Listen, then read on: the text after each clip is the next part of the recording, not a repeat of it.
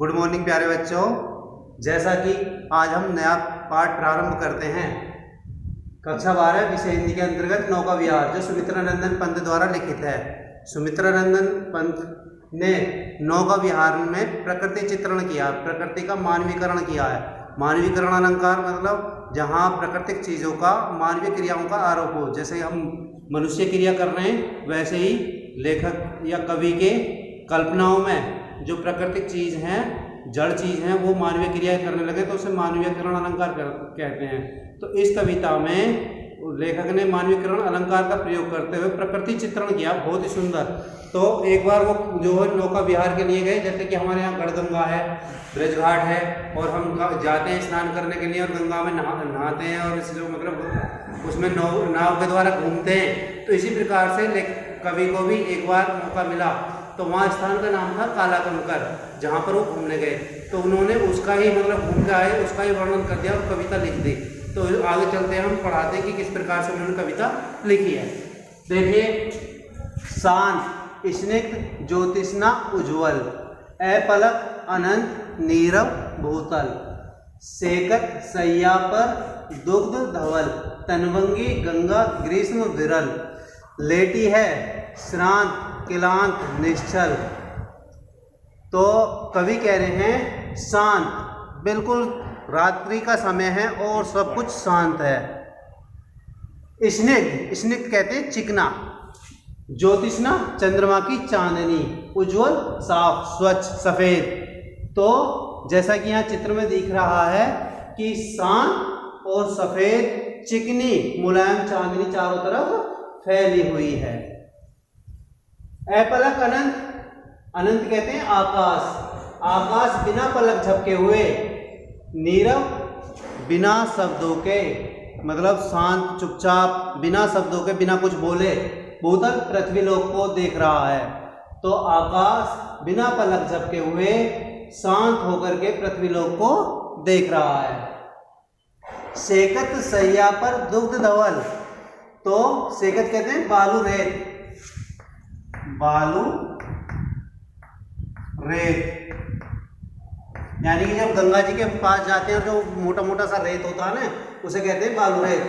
तो सेकत सैया कहते हैं सेज, सेज मतलब बेड पलंग, तो बालू रेत रूपी सेज पर, दुग्ध धवल दूध जैसे सफेद, दुग्ध दुग्ध जैसे, धवल सफेद, धवल माने होता है सफेद स्वच्छ, तनवंगी पतले शरीर वाली, गंगा गंगा, ग्रीष्म भयंकर ग्रीष्म, विरल कहते हैं भयंकर ग्रीष्म, गर्मियों में ग्रीष्म ऋतु में, लेटी है लेटी हुई है, श्रांत थकी हुई, क्लांत, क्लांत कहते हैं जिसके चेहरे पर भी जो है मतलब थकावट नजर आ जाए, निश्चल हलचल रहित होकर। तो बालू रेत रूपी सेज पर, यहाँ चारों तरफ बालू रेत रूप है, गंगा के जो चारों मतलब दोनों तरफ बालू रेत है। अब सेज पर दुग्ध धवल, दूध जैसी सफेद, गंगा का जल जो होता है वो दूध जैसा सफेद होता है। तनवंगी पतले शरीर वाली, गंगा भयंकर ग्रीष्म ऋतु में, यानी कि बहुत ही गर्मी छाई हुई है, गर्मी पड़ रही है। लेटी है लेटी हुई है ये गंगा रूपी नायिका, श्रांत थकी हुई, क्लांत जिसके मुखमंडल पर भी थकावट नजर आ रही है, निश्चल हलचल रहित होकर, यानी कि कवि को ऐसा लग रहा है कि गंगा रूपी नायिका बिल्कुल थकी हुई निश्चल होकर के लेटी हुई है। तापस बाला गंगा निर्मल,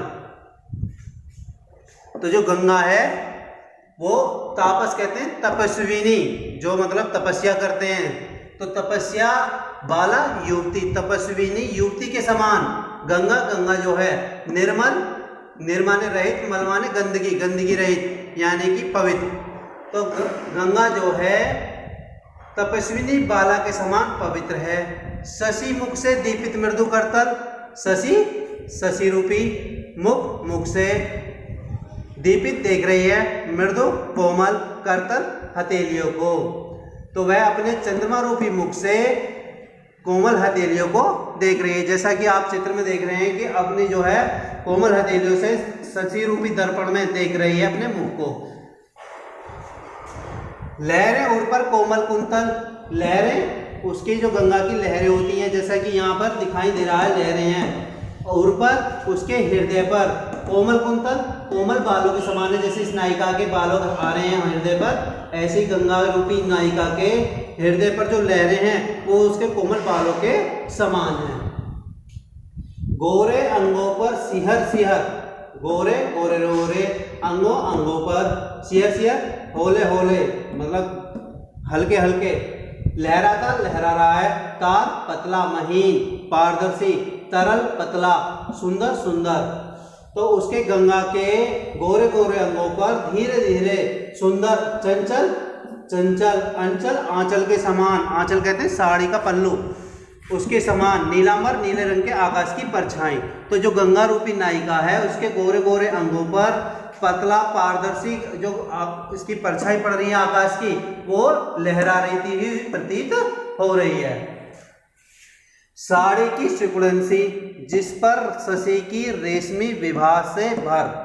तो साड़ी की सिकुड़न, जिस प्रकार से कोई स्त्री लेट जाती है और उसकी साड़ी में सरवट पड़ जाती है, सिकुड़न आ जाती है, उसी प्रकार से गंगा रूपी नायिका लेटी हुई है और उसकी साड़ी की सिकुड़न के समान लहरें हैं, जिस पर शशि चंद्रमा की रेशमी मुलायम रेशम के समान विभा से भर, सुंदरता से भर, सिमटी सिमटी हुई हैं। विरतुल, विरतुल कहते हैं टेढ़ी मेढ़ी, टेढ़ी